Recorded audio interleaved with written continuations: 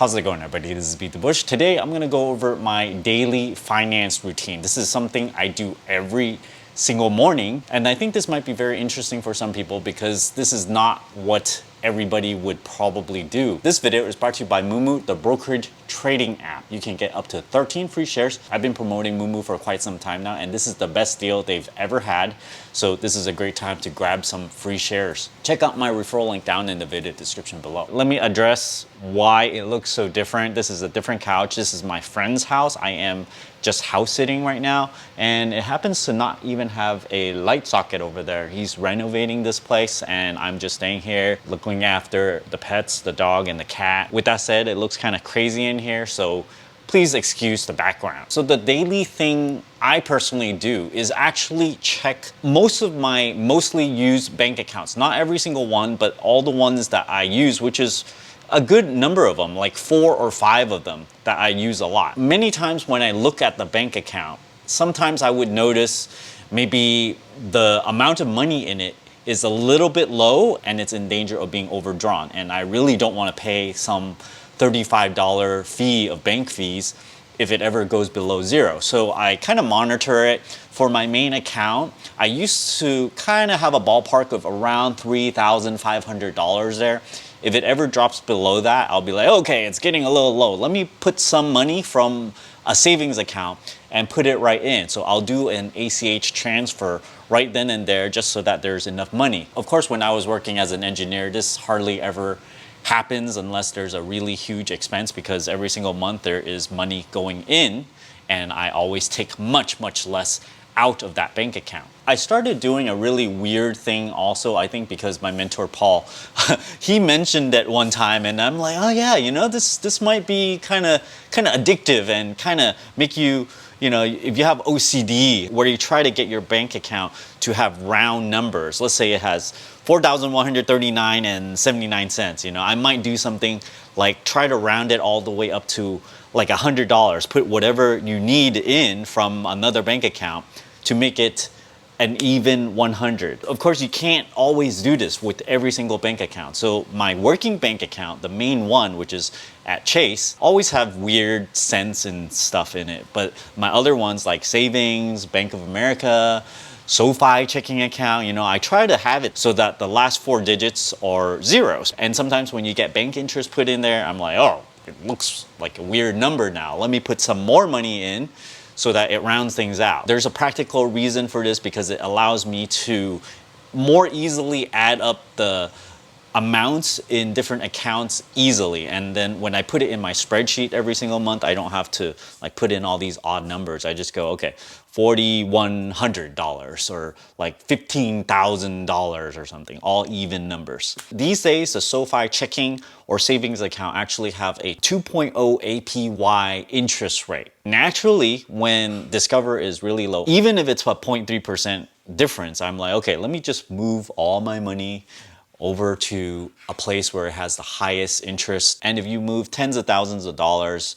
with such a small difference in interest rate, you might gain probably $20 in an entire year. But I just do it anyway. It's just like my daily routine where I kind of massage everything. I might transfer more money to a brokerage account when it's time to buy stocks. So if there's too much money in SoFi, especially right now because there is a recession going on and people are freaking out, it's kind of almost testing the lows again in the stock market. So it might almost be time to buy more S&P stock market index fund. Dollar cost average in, and then when it recovers, then it's going to do really well. I'd also do the transfer to churn bank accounts because I opened them left and right. And just recently, I opened up a new Bank of America savings account where if you put in $1,000 of new money in, you'll get $100 after holding it for like 60 or 90 days or something. I do this all the time, but I monitor it so that I don't put money in too early.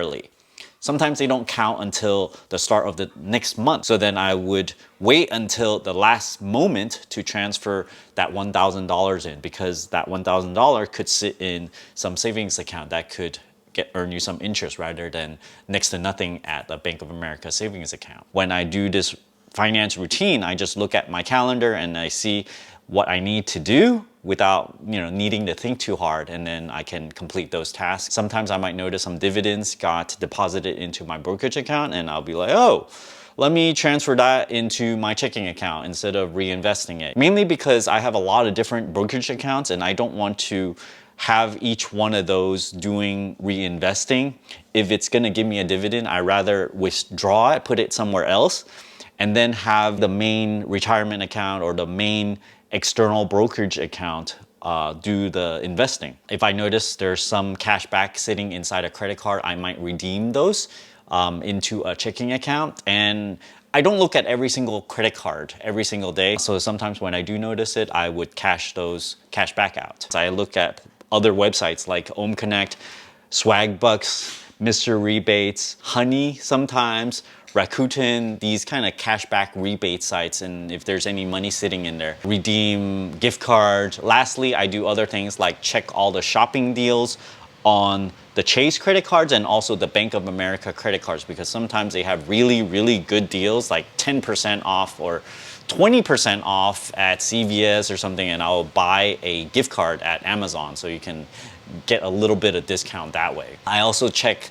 the Safeway app to see if they have some deals right there. You can get like free groceries, dollar off here, dollar off there on like organic produce, on yogurt. These are all kind of like sit down at the computer stuff. I might look at my phone and look through my stock list and just kind of look at where the stocks have been doing. And I just look through all the titles of all the stock headlines, and then if there's something that catches my eye, I would read into that article. Or like on Google News, I would basically read the entire feed from top to bottom, and if there's something interesting that pops up, I'm gonna read into that. And for the stock one, I think most people do this as well. You have your watch list on the Apple iOS, and then there's just the news feed right below that. I hope this was interesting. I only realized to share this because what I do appears to be very different than what my friends do. Doing this routine is actually really good to avoid late fees. It also gives you an idea of how much money is coming out of your savings or checking account, or like how much you're actually spending. So I monitor it like a hawk. Thanks for watching this video. I hope you guys enjoyed it. Don't forget to give me a like and subscribe for more. Thanks for watching.